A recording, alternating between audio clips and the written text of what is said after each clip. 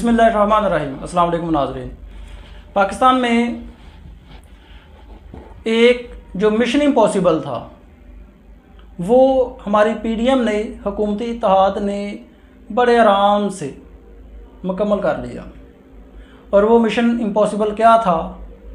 नैब की सख्तियाँ, national accountability bureau की सख्तियाँ। वो सख्तियाँ क्या थी?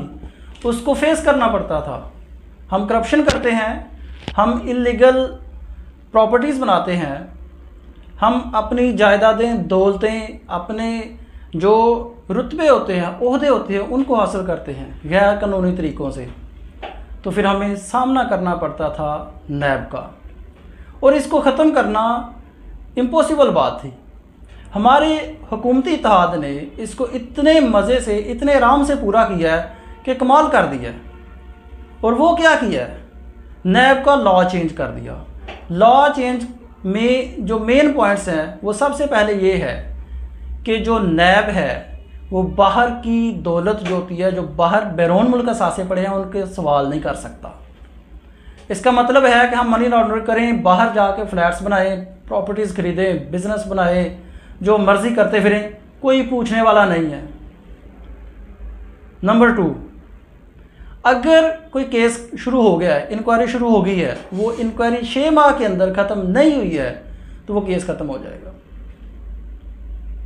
आप मुझे बताएं, आप सोचें, अगर किसी का कोई केस चल रहा है, अगर किसी को कोई इंक्वायरी, कोई तफ्तीश चल रही है, 6 माह में तो हमारी रिपोर्ट चली जाए PFS से, पंजाब फॉरेंसिक साइंस लेबॉर्ट्री, वहाँ से नहीं आती।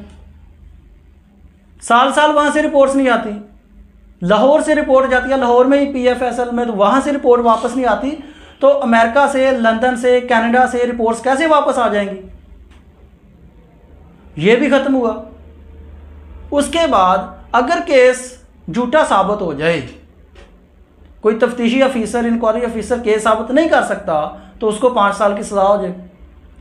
कौन तफ्तीशी अफीसर है जो कोई किसी को हाथ डाले, केस साबित नहीं हुआ तो उसको तो 5 साल की सज़ा हुई, तो ये भी ख़त्म, कोई शुरू ही नहीं करेगा। अब क्या किया है?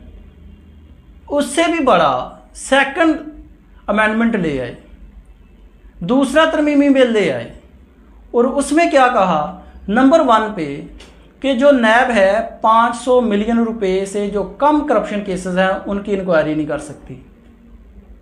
नैब का पर्पज़ ही फोत हुआ। और जो उसके बाद बड़ी बात है वो ये है, नायब जब इंक्वायरी करेगा तो किसी दूसरी फेडरल एजेंसी से हेल्प नहीं ले सकता, किसी दूसरी एजेंसी को इस्तेमाल नहीं कर सकते इंक्वायरी करने के लिए, पोंछान करने के लिए, जायदादें तलाश करने के लिए। तो फिर नैब का पर्पज़ क्या रहा? नैब को ख़त्म करें, वो जो मुलाजमीन बैठे हैं उनको घर भेजें, कौम का पैसा बचे, वो करप्शन हो, वो बाहर जाए, मनी लॉन्ड्रिंग हो, कम अज़ कम जो तनख्वाहें देनी है वो तो बचे ना। ये इतनी बेशर्मी से कानून ख़त्म किया, इतनी बेशर्मी से अवाम को चूना लगाया गया। एक सवाल माइंड में बड़ा आता है कि 3 महीनों में हमारी पीडीएम गवर्नमेंट ने, हुकूमती इत्तेहाद ने बड़ा काम किया है, बड़ा काम किया है, बड़े कानून पास किए। अवाम के लिए कौन सा कानून पास हुआ है?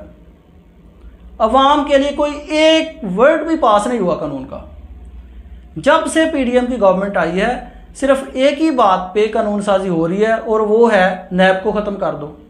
और उसमें सिर्फ हुकूमती इत्तेहाद का काम नहीं है, अपोजिशन इसमें बराबर की शरीक है।